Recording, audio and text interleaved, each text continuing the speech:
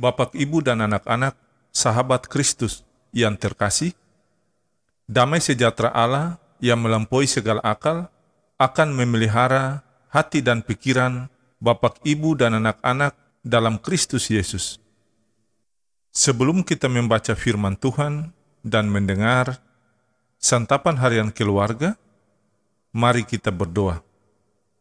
Ya Tuhan Yesus, firman yang hidup, kami mohon penuhi kami dengan kuasa Roh Kudus, sehingga kami dapat mengerti kebenaran firman-Mu.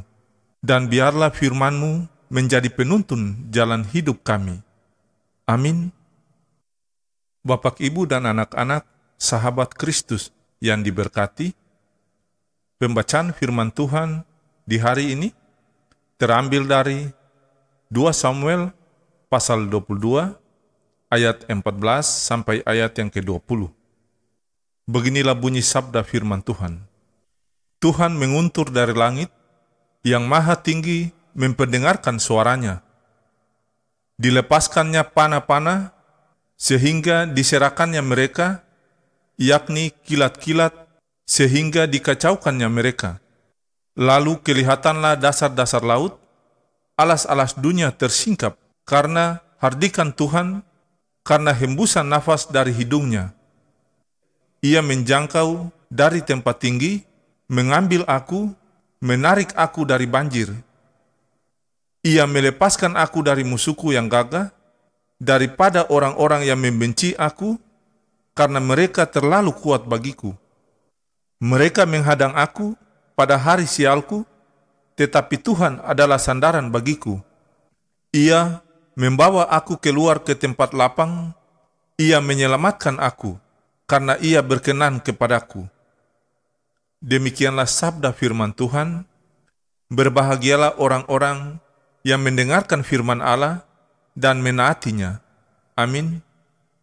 Bapak, Ibu, dan anak-anak, sahabat Kristus yang terkasih dalam Tuhan, santapan harian keluarga di hari ini berjudul Tuhan Allah mengendalikan alam agar manusia selamat. Sahabat Kristus yang diberkati, banyak hal yang terjadi dalam hidup kita, misalnya ketika kita merasakan kesulitan dan ancaman, penderitaan, dan malapetaka, sering membuat kita merenungkan perjalanan hidup ini bahwa ternyata Tuhan ada dan selalu menolong kita di segala situasi dan keadaan. Tentu saja demikian sahabat Kristus. Kalau tidak, kita tidak mungkin bertahan hidup sampai sekarang ini.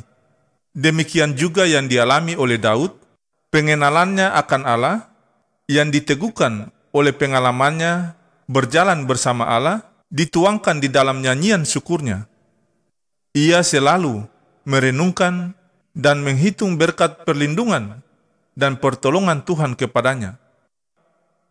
Sahabat Kristus yang dikasihi oleh Tuhan, pengalaman itu diungkapkannya dalam kalimat, dalam kesesakan aku berseru kepada Tuhan, ia mendengar suaraku dari bait-Nya.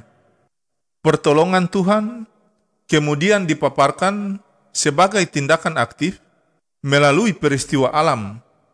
Tuhan menguntur dari langit dan memperdengarkan suaranya.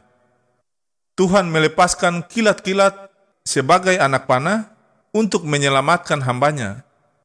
Jadi, sahabat Kristus, Tuhan mengendalikan alam ini untuk melindungi orang yang dikasihinya dari ancaman musuh.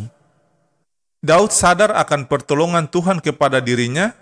Itu semua adalah anugerah Tuhan yang harus disyukuri. Maka ia pun merespon anugerah itu dengan menjaga hidupnya agar berkenan kepada Tuhan. Sahabat Kristus yang diberkati oleh Tuhan, bagaimana dengan kita? Apakah kita masih berharap dan bersandar pada Tuhan dalam perjalanan di tahun ini? Janganlah kita lupakan bahwa pertolongannya selalu tersedia bagi kita ketika kita hidup dalam perkenaannya. Sebab itu, sahabat Kristus, hiduplah dengan mengandalkan Tuhan, karena bagi orang-orang yang selalu mengandalkan Tuhan, pasti akan mengalami pertolongannya di setiap waktu dan peristiwa. Ya Tuhan Allah kami yang hidup, tolonglah kami untuk selalu percaya dan mengandalkan-Mu di tengah berbagai situasi hidup kami. Kasih karunia Tuhan Yesus Kristus dan kasih Allah dan persekutuan Roh Kudus menyertai Bapak, Ibu, dan anak-anak sahabat Kristus sekalian. Amin.